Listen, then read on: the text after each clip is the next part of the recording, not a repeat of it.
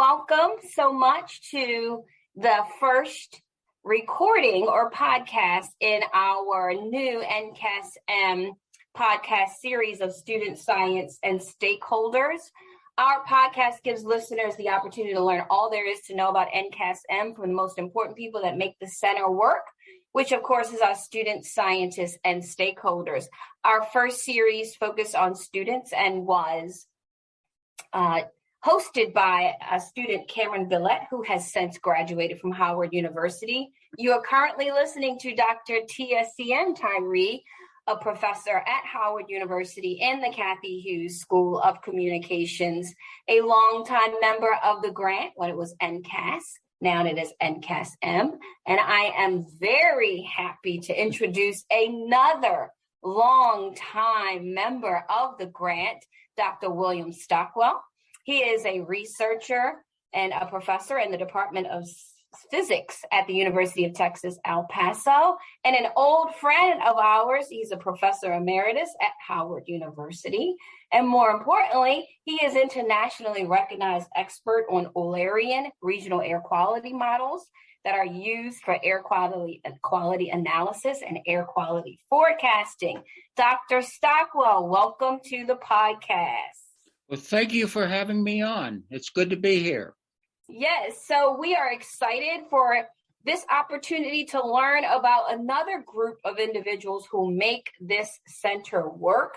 So I just want to really ask you to just in a minute or two, tell us about yourself and your academic scientific career. Okay. Thank you again. My career, I think, is a little odder than most. I decided when I was 6 years old that I wanted to get my PhD in a science. I don't think I knew what a PhD exactly was, and I didn't know exactly what science, but I stuck pretty close to chemistry, although I also had some interest in meteorology. I had a weather kit sometime when I was in grade school where I could measure temperature. I had an anemometer and all kinds of things like that.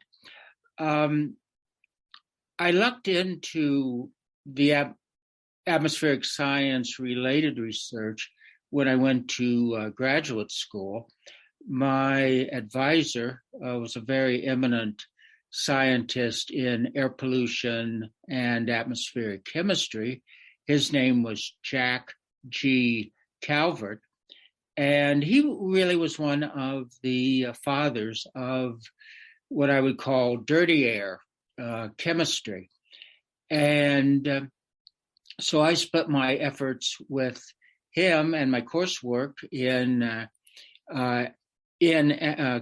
physical chemistry, the application of physics to chemistry, but then also included some introductions to atmospheric science. And maybe a little story too long to tell here, but I accidentally took broadcast meteorology as part of it and put on a radio show at the Ohio State radio station, public radio station, on air pollution and weather. Anyway, my timing was very good too, because my advisor, Jack Calvert, became a senior scientist at the National Center for Atmospheric Research and took me with him. And so I was his last postdoc at Ohio State and his first,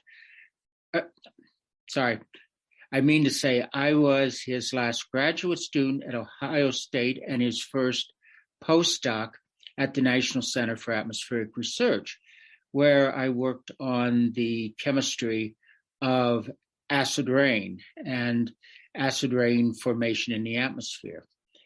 Anyway, that's where I was always very interested in computer modeling, and the experiments we did were so complicated, they had to be analyzed on a computer. And that said, an opportunity came as part of the National Acid Precip Assessment Program to develop an air quality model to model acid rain formation in the United States and Canada. And I became the chemist on that project. And it was a very interesting, stressful time. We did show that any reductions in the emissions of SO2 would reduce acid rain, which is kind of analogous to folks that are talking about climate change. Will CO2 reduce climate? If we reduce CO2, will we reduce global warming? And we were able to show that using the model, although there was a lot of political opposition to these results. Anyway, the model we developed is now known as Community Multi-Scale Air Quality Model, CMAQ. It's used by the EPA and NOAA for their air quality modeling. It also is used internationally. And what brought me to Howard was I became assigned as a chief scientist to NOAA in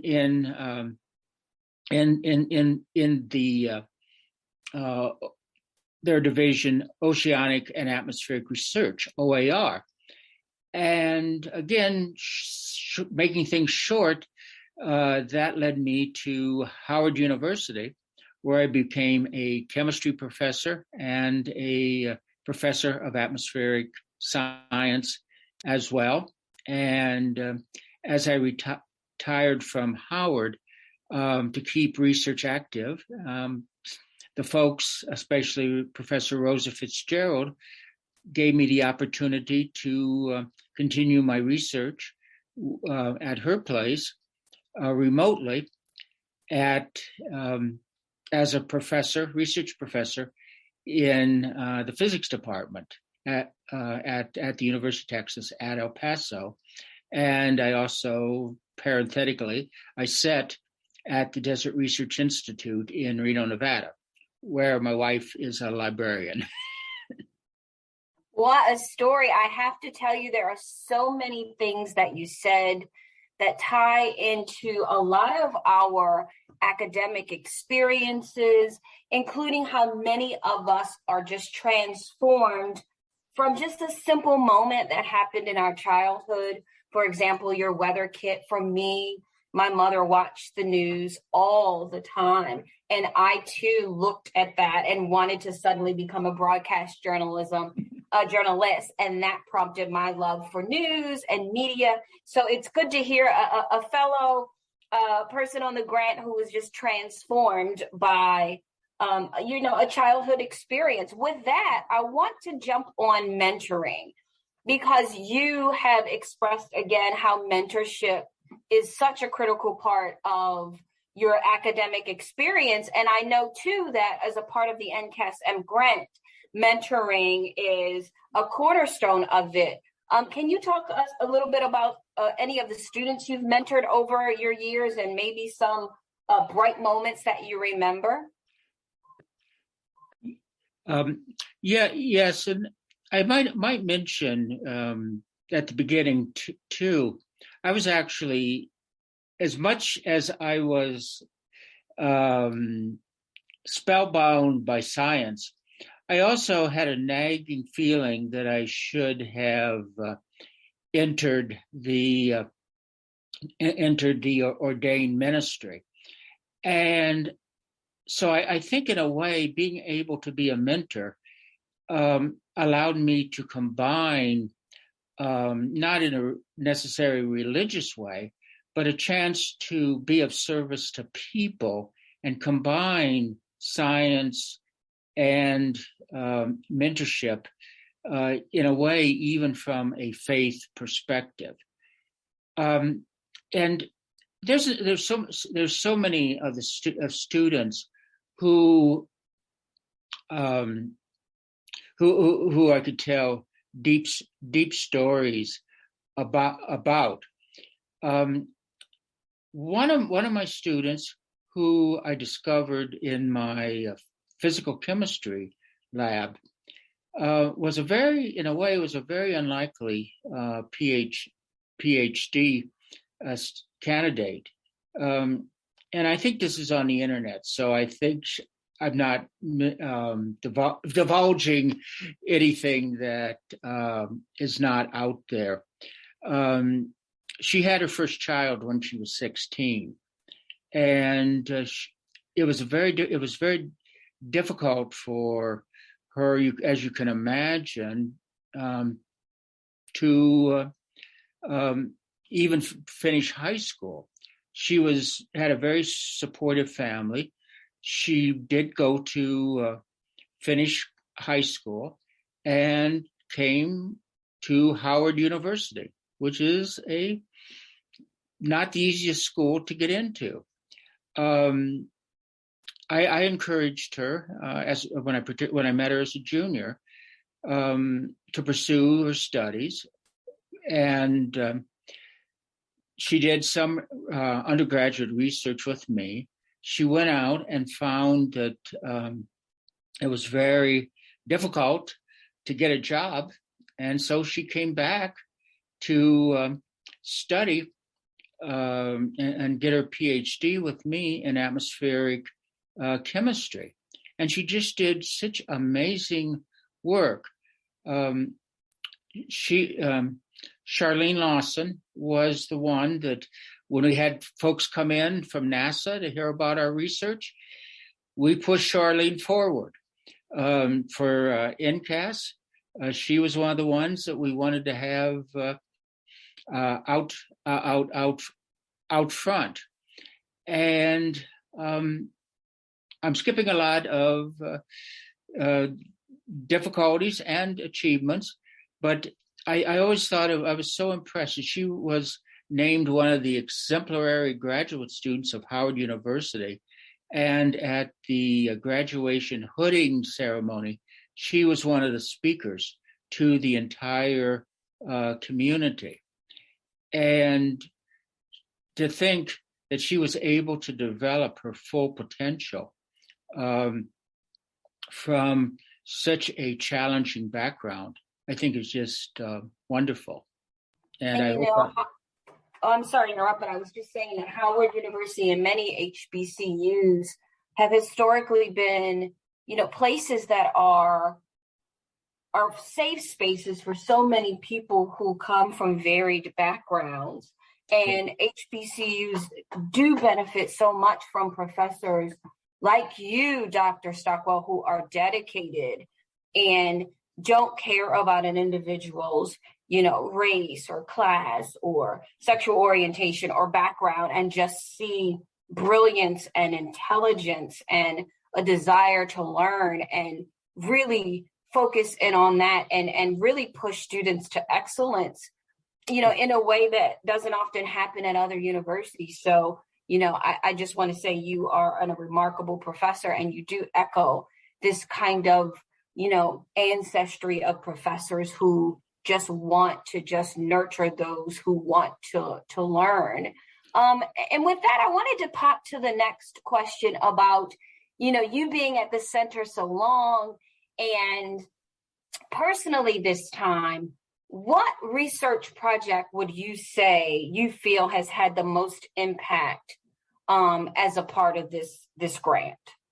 Oh, well, just to clarify, you mean the research that I worked on myself, or with students as a part of the grant? Oh. I know research, and maybe we should take a moment to explain to our listeners. But a research project that might be published could be an effort that takes 2, 3, 5 years. So I just want anything that you think has been a part of this grant, personally created or through any assistance of a student, but one that you're very proud of. Well, yes, and some of this was kind of a continuation. The one that the research that I think has the most lasting impact or will, the models that we mentioned, like CMAC, they use what are called atmospheric chemical mechanisms. And although they're implemented in a more complicated way, they are tested list of reactions that occur in the atmosphere. And there's millions of reactions that occur in the atmosphere, but one has to find ways to compact this chemistry in a form that is simple enough, yet comprehensive enough to capture all the chemistry that you want to represent in your air quality model. And Charlene, for example, worked on this chemistry. So did my student, who's now at EPA, Emily Saunders, worked on this chemistry, and others along the way. But the most exciting news is this chemistry and the methods that we use have been picked up by the US EPA and are expected to become the default chemistry mechanism, not just one of the options, but the one that everything gets keyed to in one of the very upcoming and very closely upcoming releases of CMAC. And I think that is so exciting, because what I'm saying is this is going to be the standard chemistry that's used by the US EPA. And I might just add parenthetically, when I came to Howard, most of the people so-called EPA at that point were actually NOAA employees assigned to EPA. So there was a lot of crossover between NOAA and EPA, although now most of these same kinds of folks that were NOAA folks assigned to EPA are now purely EPA.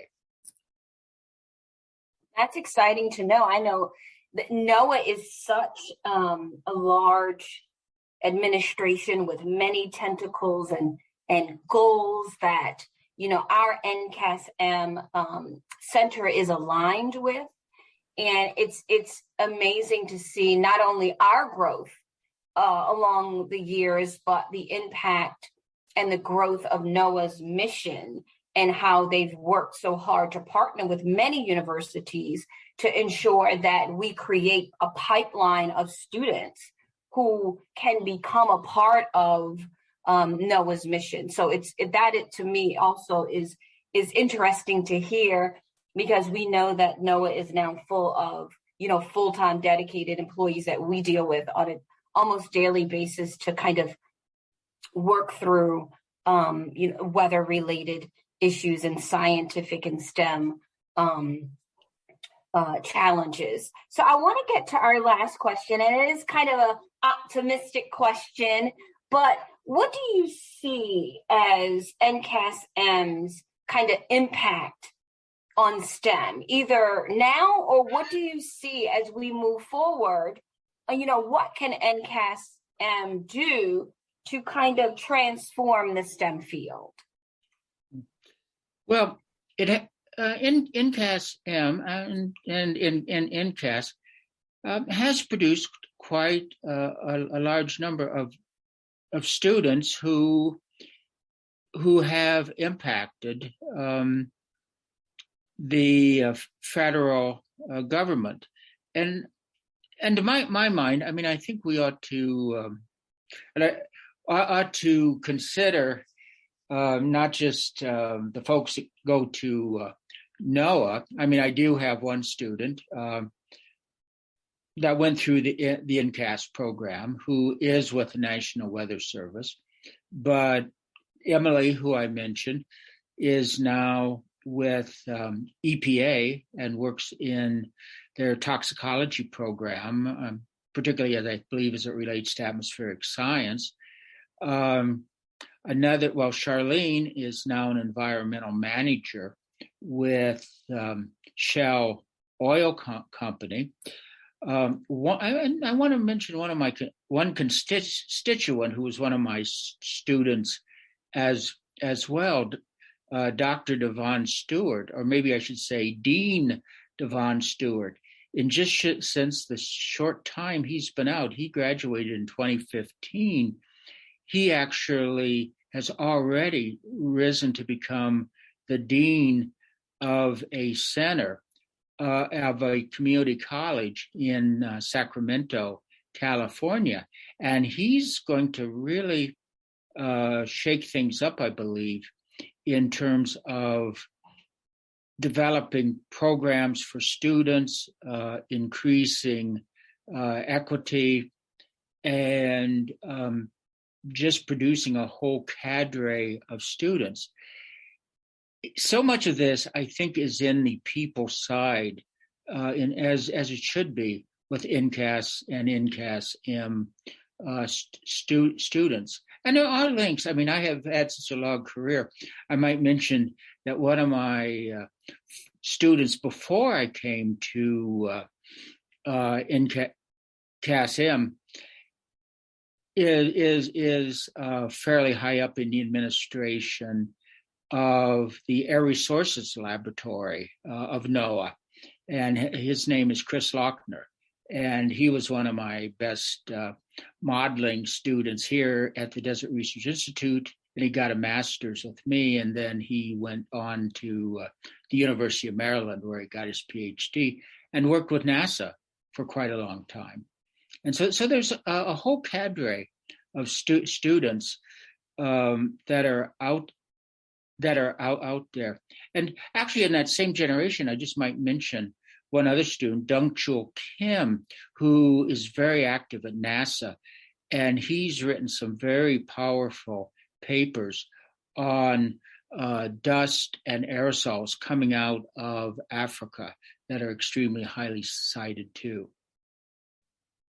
Well, I will say you have proven the point again that, an excellent teacher can create excellent students. And so I thank you for your dedication to your craft, to your science, and of course, the students that have been a part of the NCAS and NCAS-M grant. With that, Dr. Stockwell, I will say thank you so much for joining us. This has been the first of our second series focusing on the many scientists who are a part of our grant. Thank you for listening to students, scientists, and stakeholders, and we will be in touch soon with another episode.